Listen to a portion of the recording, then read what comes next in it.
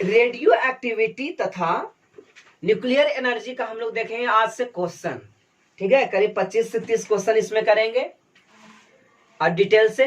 ठीक है ना। तो सर्वप्रथम फर्स्ट क्वेश्चन, रेडियो एक्टिविटी यानी रेडियो एक्टिविता की खोज किसने की? तो रेडियो एक्टिविटी का खोज हेनरी बेकुरल ने किया। Henry Becquerel. अब सबके बारे में जानते हैं। मैडम क्यूरी ने किस चीज का खोज किया? मैडम क्यूरी ने रेडियम का खोज किया। मैडम क्यूरी ने रेडियम का खोज किया। रदरफोर्ड नाभिक का खोज किया और हाइजेनबर्ग ने अनिश्चितता का सिद्धांत दिया था।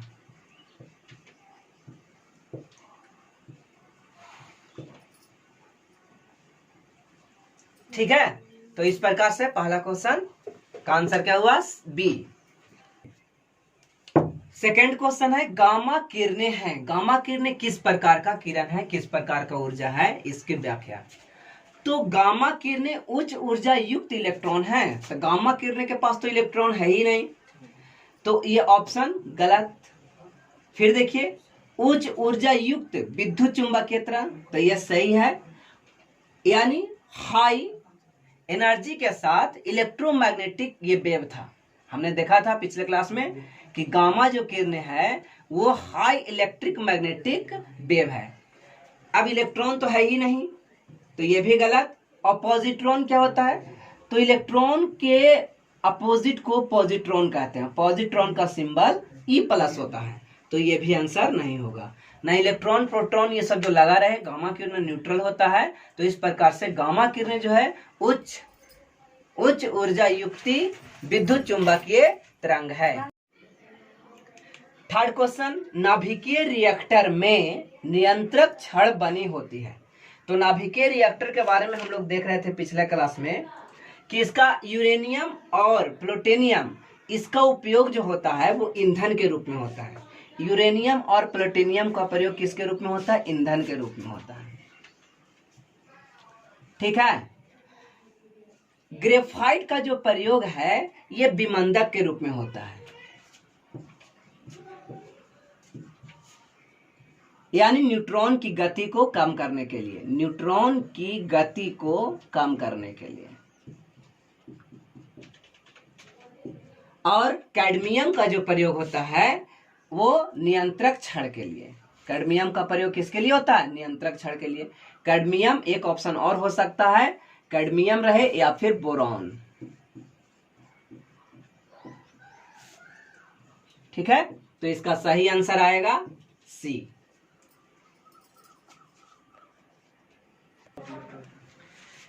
किसी 4 नंबर क्वेश्चन देखते हैं। किसी रेडियो एक्टिव तत्व का अर्ध आयुकाल 10 वर्ष है। यानी हम लोग यहां देख रहे हैं कि T½ का मान क्या है? मान 10 वर्ष। उस पदार्थ की 10 ग्राम मात्रा, यानी A0 कितना है? तो 10 ग्राम। टोटल समय दिया जा रहा है, टोटल टाइम, टोटल कितना टोटल टाइम ये चाहिए और मात्रा बच जाएगी।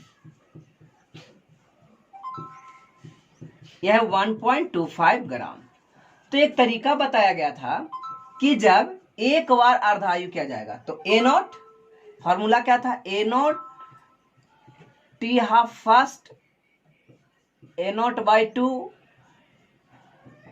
T½ सेकंड में, A0/4, फिर T½ 3 A0/8। तो A0 का मान कितना दिया हुआ है? 10 ग्राम।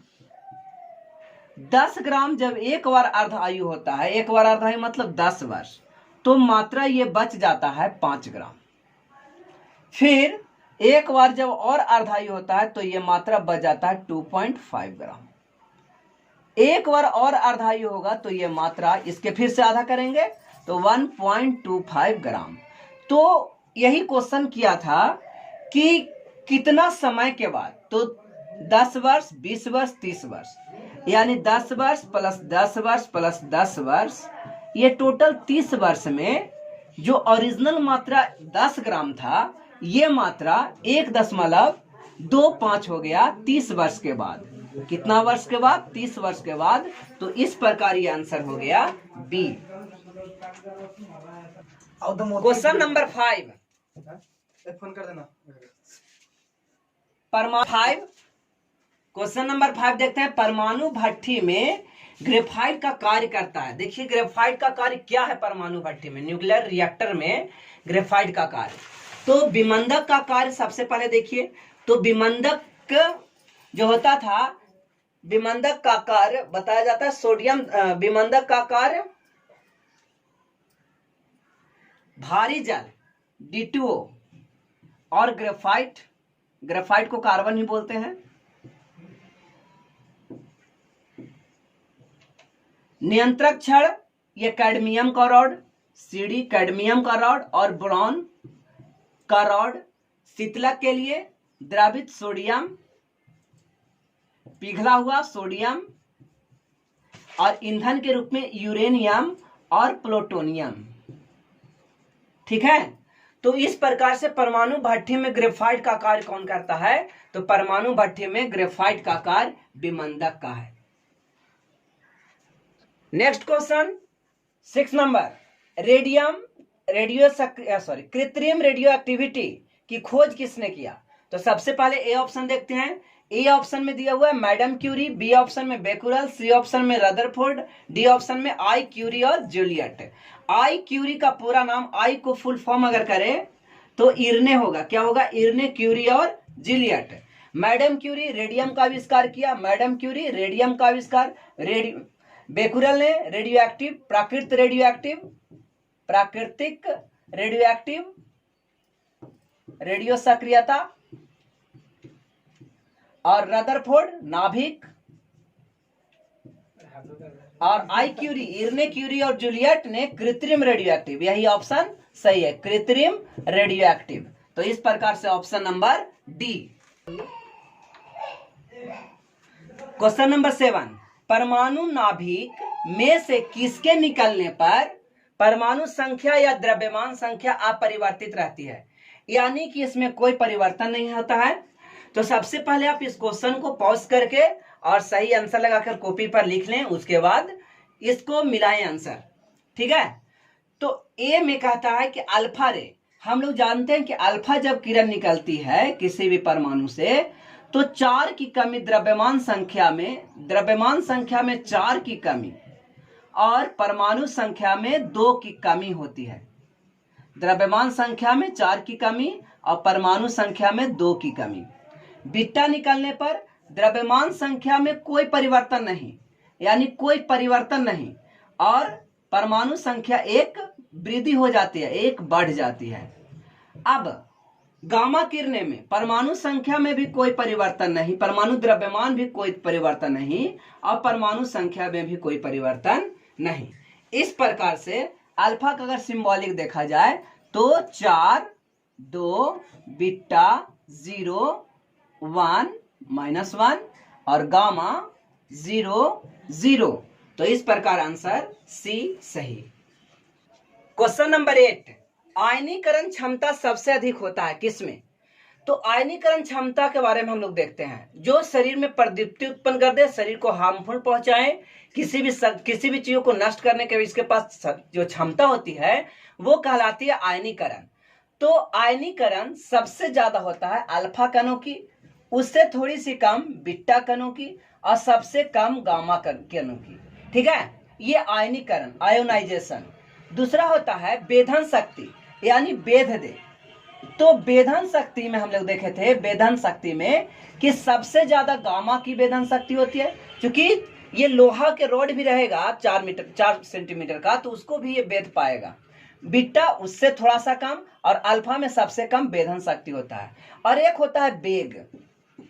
वेग में हम लोग ये देखेंगे कि सबसे ज्यादा गामा का वेग होता है जो सूर्य के प्रकाश के वेग के बराबर चलता है, यानी 3.8 × 10⁻⁸ सेंटीमीटर पर सेकंड के हिसाब से चलता है। फिर गामा के बाद बीटा जो 9/10 भाग इसका होता है सी के बराबर, और अल्फा जो होता है, अल्फा का वेग होता है वो प्रकाश के वेग के 10वां भाग होता है। तो इस प्रकार से आयनीकरण सबसे ज्यादा अल्फा में, वेधन शक्ति सबसे ज्यादा गामा में और वेग सबसे ज्यादा गामा में। तो हमारा क्वेश्चन है आयनीकरण क्षमता सबसे अधिक किसमें होती है, तो आंसर गामा कण होगी। क्वेश्चन नंबर 9 कहता है कि प्रयोगशाला में नाभिकीय संलयन विधि का प्रयोग नहीं की जाती है। देखिए हम लोग देखते हैं कि प्रयोगशाला में रासायनिक विधि का प्रयोग किया जाता है, जिसमें सोडियम को ऑक्सीजन के साथ अभिक्रिया करवा करके जो चीज बनता है उससे दिखा दिया जाता है। मान लिया कि सोडियम है, इसको हवा में जला दिया गया तो क्या बन गया, Na2O। ये सब सिंपल अभिक्रिया दिखाई जाती है, लेकिन नाभिकीय संलयन अभिक्रिया नहीं दिखाई जाती है। आप समझ सकते हैं कि अगर न्यूक्लियर बम बनाया जा रहा हो, परमाणु बम बनाया जाए और किसी कारण से विस्फोट हो जाए तो प्रॉब्लम होगी। और इतना ज्यादा, और नाभिकीय संलयन क्रिया के फलस्वरूप क्या होता है कि बिजली उत्पन्न की जाती है। बिजली उत्पन्न करने के लिए ज्यादा से ज्यादा ताप की जरूरत होती है, ज्यादा कोयला जलाने की, यूरेनियम जलाने की जरूरत होती है। तो इस प्रकार हम कह सकते हैं कि नाभिकीय संलयन का प्रयोग प्रयोगशाला में नहीं होगा। उसका कारण पूछ रहा है, अत्यधिक दाब की आवश्यकता होती है तो दाब ज्यादा नहीं चाहिए, आयतन की आवश्यकता होती है, ज्यादा जगह छेके तो प्रयोगशाला बड़ा बना देंगे, तो इसकी भी आवश्यकता उतना ज्यादा ये डिपेंड नहीं करता है। लेकिन ये सबसे इंपॉर्टेंट है, नाभिकीय संलयन अभिक्रिया के लिए बहुत ज्यादा ताप की जरूरत होती है, तो टेम्परेचर इतना ज्यादा इसकी होती है, इसलिए हम इसे प्रयोगशाला में नहीं बना पाते हैं। तो इसका आंसर सी सही हुआ। लेकिन कम ताप की आवश्यकता ही तो गलत है, कम ताप करेंगे तो किसी भी न्यूक्लियर रिएक्शन होगा ही नहीं। तो इस प्रकार सी आंसर सही। क्वेश्चन है क्वेश्चन नंबर 10, एक रेडियो एक्टिव नाभिक की अर्ध आयु 44 दिन है। इसके अर्ध आयु कितना दिन दिया गया, 44 दिन, टी हाफ। इस नाभिक का 1 ग्राम कितने दिन में कम होकर, यानी कि डीके होकर, क्षय होकर 125 मिलीग्राम रह जाएगा। तो देखिए जो क्वेश्चन में दिया हुआ है उसको हम लोग एक बार देख लेते हैं कि टी हाफ का मान दिया हुआ है 44 दिन और ए नोट का मान दिया हुआ है 1 ग्राम, और टोटल बच जाना चाहिए डीके होकर के, वो है 125 मिलीग्राम। ठीक है, तो टाइम पूछ रहा है कितना टाइम लगेगा, टाइम बराबर भाट।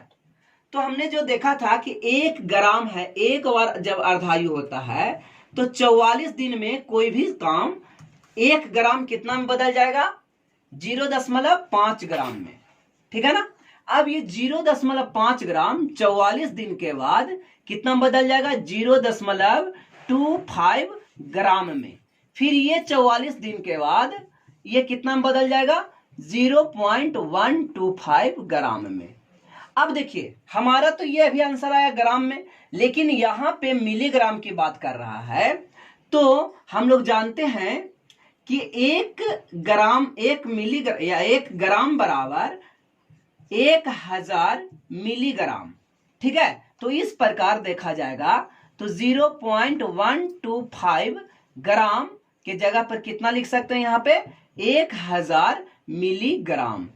अब इसको हम लोग क्या करेंगे, पॉइंट को हटाएंगे तो 1000 नीचे आएगा, 1000 से 1000 कट गया, टोटल बच गया 125 मिलीग्राम। तो हमारा आ गया कि जब 1 ग्राम का कोई वस्तु रहेगा और 44 दिन में आधा हो जा रहा है तो अगला फिर से 44 दिन उसका आधा हो जाएगा, फिर उसका आधा हो जाएगा, इस प्रकार से इतना आया। तो कितना बार अर्ध आयु हुई, कितने अर्धायु के बाद, तो 1 2 3 अर्धायु के बाद। तो इसलिए हम लोग क्या करेंगे, 44 प्लस 44 प्लस 44, 3 बार इसको हम लोग ऐड कर देंगे, तो इस प्रकार आ जाएगा 132, 132 डेज दिन। तो आंसर हुआ डी। क्वेश्चन नंबर 11 कहता है एक परमाणु से बीटा कण का उत्सर्जन का क्या तात्पर्य है। तो हम चलते हैं एक परमाणु को लेकर के। मान लिया जाए कि एक परमाणु हमने ले रखा है कार्बन एक परमाणु लिए, तो इसका परमाणु इस परमाणु संख्या 6 होता है और द्रव्यमान संख्या 12 होता है।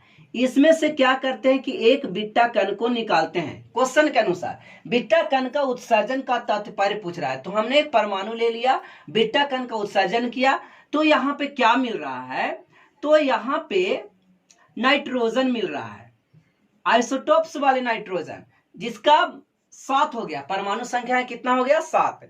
जब बीटा कण निकलता है तो द्रव्यमान संख्या ज्यों का त्यों रहता है, लेकिन परमाणु संख्या में 1 की वृद्धि होती है। अब हम लोग देखते हैं सब में इलेक्ट्रॉन, प्रोटॉन और न्यूट्रॉन निकाल के देखते हैं। तो कार्बन का जब इलेक्ट्रॉन निकाला जा रहा है तो कार्बन का इलेक्ट्रॉन 6, प्रोटॉन निकाला जा रहा है तो प्रोटॉन भी 6, और न्यूट्रॉन निकालने के लिए हम लोग क्या करते हैं, मास नंबर में से एटॉमिक नंबर को घटाते हैं। तो इस प्रकार न्यूट्रॉन नंबर भी हो गया 6। अब हम इस नाइट्रोजन की ओर चलते हैं। तो नाइट्रोजन इलेक्ट्रॉन कितना आया, तो इलेक्ट्रॉन 7, प्रोटॉन कितना आया, तो प्रोटॉन भी 7, और न्यूट्रॉन क्या आया, तो 12 में से 7 घटा दीजिए तो 5। अब हम देखते हैं, यही हमारा निष्कर्ष मिला। अब हम क्वेश्चन को छाट करके देखते हैं। कहता है कि ए ऑप्शन में बाह्य कोश से 1 इलेक्ट्रॉन का निकलना। अब यहाँ पे ऐसा सोचा जाए कि बाह्य कोश में मान लिया जाए कि 7 इलेक्ट्रॉन है, तो 1 इलेक्ट्रॉन निकल अगर जाता है तो इलेक्ट्रॉन की संख्या 6 हो गया, लेकिन न्यूक्लियस से इसका कोई मतलब नहीं रहा। नाभिक में से 1 इलेक्ट्रॉन का निकलना, नाभिक में से इलेक्ट्रॉन का कहां निकल रहा है, नाभिक में इलेक्ट्रॉन तो घट रहा है, लेकिन न्यूट्रॉन घट रहा है, लेकिन इलेक्ट्रॉन तो बढ़ रहा है, अर्थात हम कह सकते हैं कि इलेक्ट्रॉन नहीं निकला। सी ऑप्शन, नाभिक का न्यूट्रॉन। अभी देखते हैं नाभिक के पास न्यूट्रॉन कितना है, तो अभी नाभिक के पास 6 न्यूट्रॉन है, लेकिन जब एक बीटा कण निकल गया तो नाभिक के पास न्यूट्रॉन की संख्या कितनी बची, 5 बची। तो नाभिक के पास ये 5 जो न्यूट्रॉन है ये किस में बदल गया, यानी 1 इलेक्ट्रॉन घट गया, 1 न्यूट्रॉन घट गया, यहाँ 6 था अब हो गया 5, यानी घट गया, यही वाला बढ़ गया प्रोटॉन और इलेक्ट्रॉन में। ये 2 चीजों में बट गया, प्रोटॉन में 1 बढ़ गया और 1 इलेक्ट्रॉन में बढ़ गया। अब हम लोग देखते हैं यहाँ पे कि इलेक्ट्रॉन की संख्या 6 है, जबकि यहाँ इलेक्ट्रॉन की संख्या 7, 1 बढ़ गया। प्रोटॉन की संख्या 6 है, यहाँ प्रोटॉन की संख्या 7। तो इस प्रकार हम ये देख रहे हैं कि जो एक नाभिक घटा वो किस में बदल गया, इसमें जाकर के दोनों में 1 बढ़ गया, अर्थात हम कह सकते हैं कि ऑप्शन सी सही है। अब इसको चेक किया जाए, नाभिक का प्रोटॉन का न्यूट्रॉन तथा इलेक्ट्रॉन में बदलना। तो नाभिक का प्रोटॉन पहले चेक करते हैं, नाभिक का प्रोटॉन यहाँ पे चेक करेंगे तो प्रोटॉन 7 आ जाएगा, तो 7 इलेक्ट्रॉन, तो इलेक्ट्रॉन में भी नहीं बदला, ये तो एज इट इज रह गया जो कहते हो, लेकिन यहाँ पे 1 और घट गया, अर्थात ऑप्शन सी ही सही है। कहता है निम्नलिखित में बीटा कण क्या है, बीटा कण के बारे में पूछ रहा है। तो यह बीटा कण इलेक्ट्रॉन की भांति होता है, इलेक्ट्रॉन का जो सिंबल होता है वही बीटा कण की सिंबल यहाँ पे होगी, तो यह बीटा कण इसके जैसा होता है, तो ऑप्शन ये सही है। ठीक है, पहले ही बतला चुका गया है कि जो अल्फा होता है वो किसके जैसा होगा, बीटा होता है किसके जैसा, गामा होता है किसके जैसा, ये न्यूट्रॉन होता है। तो ऑप्शन यहाँ पे याद रखिए डायरेक्ट है कि बीटा कण क्या होता है, तो इसका मास नंबर में कोई परिवर्तन नहीं और द्रव्यमान संख्या 1 बढ़ जाता है। ठीक है, अब जैसे हम अल्फा को ले लेते हैं तो यहाँ पे लिखते हैं 4 और यहाँ पे लिखते हैं 2, इसका मतलब यहाँ प्लस में है तो घट जा रहा है, ये भी घट जा रहा है, लेकिन यहाँ पे जब लिखा गया ये 0 और ये -1, तो यहाँ पे समझेंगे कि ये बढ़ जा रहा है, परमाणु संख्या में 1 की वृद्धि हो रही है और द्रव्यमान संख्या में कोई परिवर्तन नहीं हो रही है। अल्फा में 4 में घटता है और परमाणु संख्या में, परमाणु द्रव्यमान में 4 घटता है, परमाणु संख्या में 2 घटता है। ठीक है, तो इस प्रकार से ऑप्शन बी सही। क्वेश्चन है रेडियम मास नंबर 226, परमाणु संख्या 88, द्रव्यमान संख्या 226 और परमाणु संख्या 88 से एक अल्फा कण का उत्सर्जन होने पर नया परमाणु जो बनेगा वो किस समूह में उपस्थित होता है। तो सबसे पहले हम देख लेते हैं कि क्या घटना घटती है। तो ये रेडियम लिख लिया गया 226 और परमाणु संख्या इसका है 88, यहाँ पे एक अल्फा कण का निष्कासन हो रहा है। तो हम लोग ये जानते हैं कि जब अल्फा कण निकलता है तो बन जाता है किसमें, अल्फा कण मास नंबर में 4 की कमी, मास नंबर में 4 की कमी, तो यहाँ पे क्या निकलेगा, यहाँ पे निकलेगा रेडॉन, रेडॉन निकलेगा। जैसे मास नंबर कितना घट जाएगा, 4 घटेगा तो 222 हो जाएगा, मास नंबर कितना हो जाएगा 222, और परमाणु संख्या कितना हो जाएगा, परमाणु संख्या हो जाएगा 86, 86 होता है रेडॉन का, 86 किसका होता है रेडॉन का। तो रेडॉन का 86 होता है, किस ग्रुप में है? तो हम लोग जानते हैं radon helium, neon, argon, krypton, xenon और यह है रेडॉन। अब इसका परमाणु संख्या होता है 2, 10, 18, 36, 54 और 86। अब यहां पे 86 मिला रेडॉन, तो यह है जीरो ग्रुप का। किस ग्रुप का है? जीरो ग्रुप का। तो ऑप्शन ये सही। लेकिन एक थ्योरी और है, यह है वर्ग विस्थापन का नियम। पिछले क्लास में हमने पढ़ा था कि वर्ग विस्थापन का नियम किसने दिया? तो सोडी और फेजेंस ने वर्ग विस्थापन का नियम दिया। इससे तुरंत क्वेश्चन सोल्व हो जाएगा।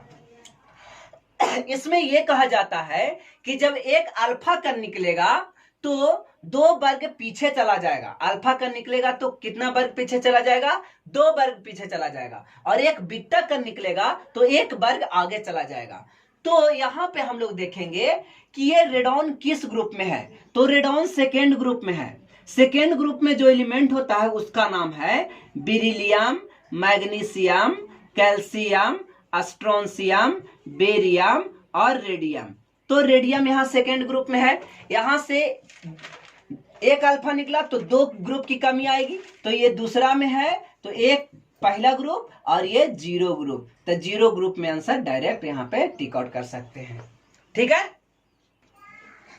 क्वेश्चन नंबर 14 कहता है thorium mass number 234, atomic number 90 से एक बीटा कण के उत्सर्जन से प्राप्त पदार्थ है। पहले वीडियो को पॉज कीजिए और इसका आंसर लगाइए। ठीक है। तो हम देखते हैं यहाँ पे कि थोरियम 234 और परमाणु संख्या 90 में से कितना निकला? एक बीटा कण निकला। तो जब बीटा कण निकला तो देखते हैं कि क्या मिलता है। सारे ऑप्शन में प्लैटिनम है तो हमने लिख लिया प्लैटिनम। जानते हैं कि जब एक बीटा कण निकलता है तो मास नंबर में कोई परिवर्तन नहीं, तो यहां भी मास नंबर में हमने कोई परिवर्तन नहीं किया और एटॉमिक नंबर 1 बढ़ जाता है, तो एटॉमिक नंबर 1 बढ़ गया। तो इस प्रकार से ऑप्शन बी सही। क्वेश्चन कहता है यूरेनियम 238 और परमाणु संख्या 92 में एक अल्फा कण निकला। हम लोग यहां देख लिए यूरेनियम 238 दिया हुआ है, परमाणु संख्या 92 दिया हुआ है 92। इसमें से जब एक अल्फा कण निकल रहा है तो क्या होता है? ये थोरियम में बदल जाता है। किस में बदल जाता है? थोरियम। ये नहीं पता होना चाहिए किस में बदलता है, उससे मतलब नहीं है। बस मास नंबर में 4 की कमी, तो जब 4 इसमें घटा देंगे तो हो जाएगा 334 और परमाणु संख्या में 2 की कमी, तो ये हो जाता है 90। अब क्वेश्चन कहता है कि नए तत्व का परमाणु क्रमांक यानी परमाणु संख्या Z और परमाणु भार द्रव्यमान संख्या क्या होगा? तो पहले परमाणु क्रमांक तो ऑप्शन 90 है, उसके बाद आगे सोचना ही नहीं है। और मास नंबर द्रव्यमान संख्या कितना है? 234। ऑप्शन ए सही। क्वेश्चन है कि गामा किरणों की भेदन क्षमता अधिक होती है। तो पहले हम लोग थ्योरी देखते हैं। तो वेधन क्षमता के बारे में अल्फा में वेधन क्षमता देखे थे कि अल्युमिनियम का बहुत पतला पत्थर को भी ये पार नहीं कर पाता है। बीटा उससे थोड़ा सा ज्यादा होता है और गामा में तो इतना ज्यादा क्वालिटी है कि यह लोहा के 0.4 mm का भी अगर छड़ होगा तो इसे भी ये पार कर जाएगा। तो इस प्रकार से सबसे ज्यादा वेधन शक्ति गामा का ही होता है। तो ऑप्शन ए सही है। ऑप्शन बी को अगर चेक करा जाए तो यहाँ पे बता रहा है कि अल्फा का सबसे ज्यादा वेधन शक्ति होगा, लेकिन हमने क्या देखा? अल्फा का वेधन शक्ति कम है। यहाँ पे क्या बता रहा है? बीटा का सबसे ज्यादा वेधन शक्ति होगा और नन ऑफ दिस। तो इस प्रकार आंसर ए इज करेक्ट। 3 अर्ध आयु काल के बाद किसी रेडियो एक्टिव तत्व की प्रारंभिक मात्रा कितने % अंश रह जाएगा, यानी कितना प्रतिशत रह जाएगा? देखिए ऑप्शन में है 0%, 75%, 12.5%, 6.25%। तो हम लोग इसको चेक कर लेते हैं। एक मान लिया जाए कि प्रारंभिक मात्रा 1 है, तो एक अर्धायु के बाद इसकी मात्रा 50% हो जाएगी, यानी 0.5। चलिए 1/2, फिर 2 अर्धायु के बाद 1/4, 3 अर्धायु के बाद 1/8। अब 1/8 गुने 100 कर देते हैं। 1/8 गुने 100 करेंगे, जब इसको सोल्व करेंगे तो आ जाएगा 12.5% आंसर। इस प्रकार ऑप्शन सी सही हुआ। इसका सेकेंड पार्ट भी बनेगा जिसमें से हम लोग 35 क्वेश्चन देखेंगे, यानी अभी 18 क्वेश्चन और बच रहा है, उसको हम लोग देख लेंगे। रेडियो एक्टिविटी का हम लोग देख रहे हैं सेकेंड लेक्चर क्वेश्चन आंसर का, जिसमें पिछले वाली वीडियो में हो चुका था 17 क्वेश्चन। आज की वीडियो 18 से लेकर के 35 तक होगी, जिसमें क्वेश्चन नंबर 18 है। कहता है कि निम्नलिखित में अल्फा कण है। अल्फा कण क्या है? तो अल्फा कण के बारे में हम लोग जाना कि अल्फा कण का द्रव्यमान संख्या 4 होता है और परमाणु संख्या 2 होता है, ठीक है, और ये इस पर 2 चार्ज होती है। तो ये किसके जैसा ट्रीट कर रहा है? हीलियम के पास भी ऐसा ही कुछ होता है घटना कि परमाणु संख्या 2 होता है, द्रव्यमान संख्या 4 होता है और इसके पास भी +2 चार्ज होती है। तो इस प्रकार से ऑप्शन सी सही। एक रेडियो एक्टिव स्रोत की अर्ध आयु 30 दिन है। यहां पे देखिए हाफ लाइफ, अर्ध आयु 30 डेज। अब कहता है कि 90 दिन के समय के अंदर परमाणुओं का अंश जो क्षय हो जाएगा वो बताना है, कितना खत्म हो गया, जो बच रहा वो नहीं बताना है, कितना खत्म हो गया। तो हम समझते हैं कि मान लिया जाए 1 लेते हैं, तो जब पहला होगा अर्धायु तो 1/2 मात्रा हो जाएगी, यानी 50%। परसेंटेज में अगर निकाल लेंगे तो ये स्टार्टिंग से ऐसे सोचिए, 50% ही हो गया, 100% ले लेते हैं तो ये 50% हो गया, ठीक है ना। फिर जब एक और अर्धायु होगा 30 दिन तो ये हो जाएगा 25%। अब एक बार और अर्धायु हो जाएगा 30 दिन तो ये हो जाएगा 12.5%। अब देखिए टोटल अगर हम जोड़ लेते हैं कि कितना क्षय हुआ, तो ये पहला क्षय, ये दूसरा क्षय, ये तीसरा क्षय, तीनों क्षय को अगर ऐड कर लिया जाए तो आ जाएगा 87.5%। लेकिन इसको समझने का दूसरा भी तरीका है कि पहले ऐसे सोच ले कि एक हो, इसमें से 1/2 पहला अर्धायु में, दूसरा अर्धायु में 1/4 और तीसरा अर्धायु में 1/8। ये 1/8 का मतलब आता है 12.5। अब क्या करना है, 100 में से घटा देना है 12.5, तो आंसर आ जाएगा 87.5%। आप इसको जैसे बनाए वैसे बनाइए तो ऑप्शन ए सही। निम्नलिखित समीकरण नाभिकीय संलयन को दर्शाती है। देखिए नाभिकीय संलयन था। नाभिकीय संलयन क्या होता है कि जब 2 हल्के नाभिक एक बड़े नाभिक का निर्माण करता है तो वो नाभिकीय संलयन होता है। तो ये दोनों तो, ये रासायनिक अभिक्रिया है, केमिकल रिएक्शन, ये दोनों तो है ही नहीं। अब कंफ्यूजन है ये इन दोनों में। तो इसमें भी 2 हल्के नाभिक एक बड़े नाभिक में बन रहा है, 2 हल्के नाभिक एक बड़े नाभिक में बन रहा है। लेकिन न्यूट्रॉन का ये सिंबल ऐसे नहीं होता है। न्यूट्रॉन का सिंबल ये होता है, ऊपर में n और नीचे 0, यानी इसका जो चार्ज ना के बराबर और मास कुछ होता है, इस वजह से इसका सिंबल ये हुआ। ऑप्शन ए सही।